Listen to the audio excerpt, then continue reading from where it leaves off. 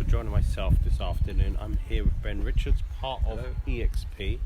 So the other half you're going to see on July the 11th, which is Jack Jiggins. So Jack has presented with Ben in March at a really very popular event. Lots of questions were being asked as well.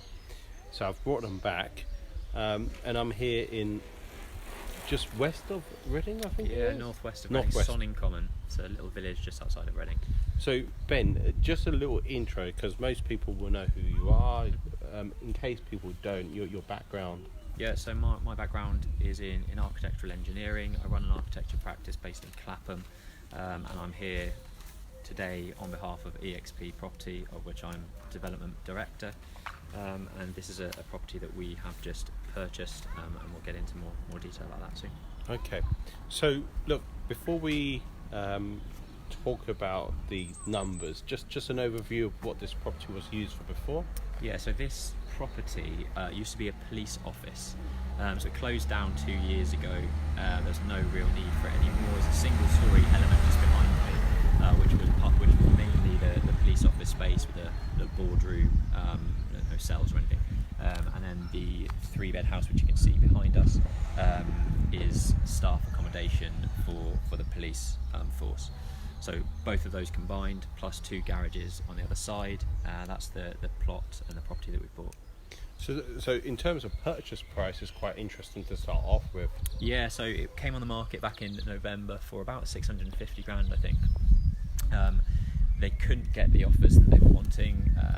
They took it off the market, then brought it back in January, thinking that they'd have a plethora of new offers that sort of met their targets. It didn't, quite understandably, because it's quite overpriced at 650. So we actually ended up buying this for £461,000. Sure. So in terms of what you expect the build cost to be, what in terms of timescales, Yep. And in terms of what do you think the final projected figures will be? So yeah, overview of what this is going to be. So 461 was a purchase. Once we get all the buying fees and transactional costs in there, it's about £500,000. Build costs will be circa £500,000, and our expected or anticipated GDV is 1.35 million. I haven't actually described what we're going to be turning this into. So we're going to be refurbishing the existing. Can I slow 3-bed. down? Yeah. So build cost, did you say 500? 500, so quite substantial build costs. Yeah, well, we're going to be building 2 new builds and refurbishing the existing 3-bed house. The new builds will be quite small, 2 and 3 bedrooms, and we're hoping to go above what's there existing. So we'll be checking the foundations to see if they're strong enough to put an extra level on top rather than knocking it down and going again. But yeah, we think £500,000 for the full development cost from start to finish. I don't think many people in this area have seen Facebook Live like London, but by any stretch, because Very alien. It is definitely, lots of looks and so forth. And I have to admit, where we were just a few minutes ago, it was absolutely empty, and now it's the a little problem bit with busy. We're actually right next to a primary school, and it's just gone past kicking out time, and it's probably people picking up the kids from extracurricular activities and stuff like that. So it's in the catchment busy. area. Yeah, it is in the catchment area. It's literally right next door to it. So Okay. yeah. So you're not taking 3-bed offers yet, resales. are you? No. But 3 beds in this area, right next to primary school. We think or hope that they fly off the shelf.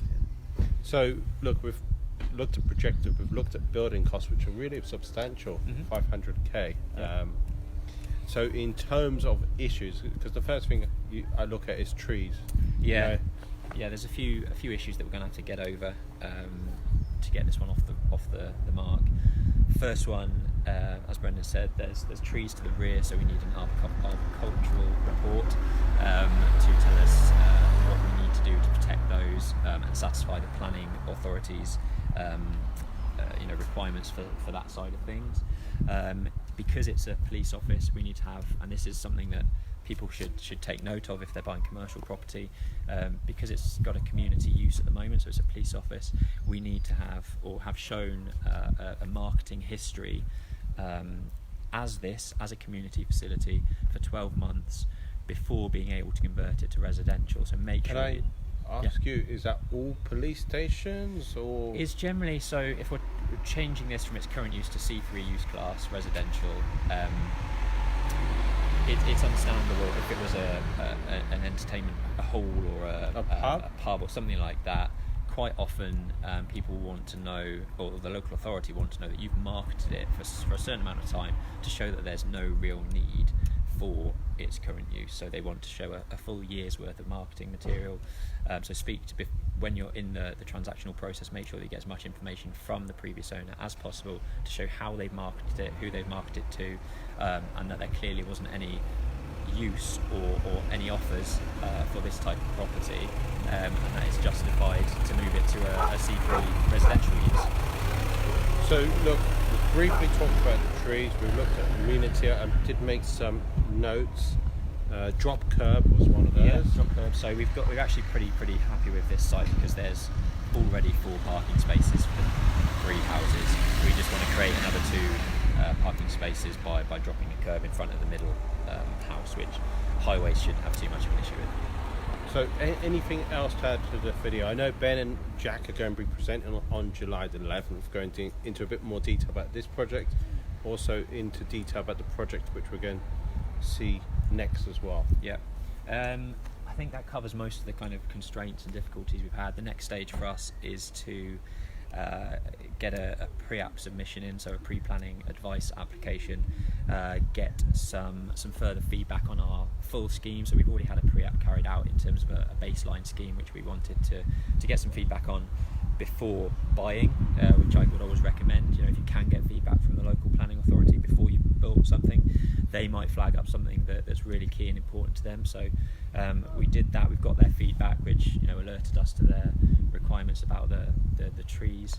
But yeah, we'll be putting in a pre-app and then a full app soon after that. Just one quick final question. Mm-hmm. So in terms of market research and determining, you know, who's best suited for this property, Mm-hmm. how do you work out that? In terms of the resale? Resale, yeah. Yeah, I mean, we're right next to a primary school.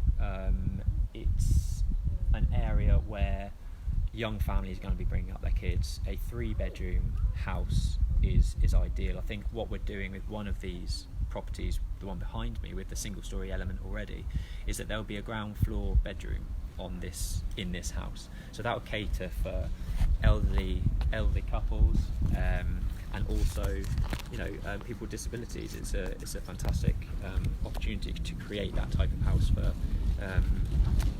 the elderly or less ambulant. So look, I know there's lots of questions. Yeah. The perfect place to come to is July the 11th. So Wandsworth Property Network. It's the last time I've been at that particular venue at the Alma. So lots of people asking why, but it's time for move. So I move on to Crown Plaza Battersea from October onwards. So look, it's a very vibrant event already. I'm really delighted to bring Jack and Ben in there, and also there's going to be a crowdfunding panel as well. So do watch this space. There's going to be another video.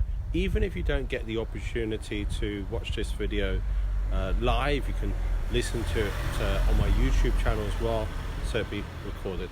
Thanks Ben, and thank you for listening.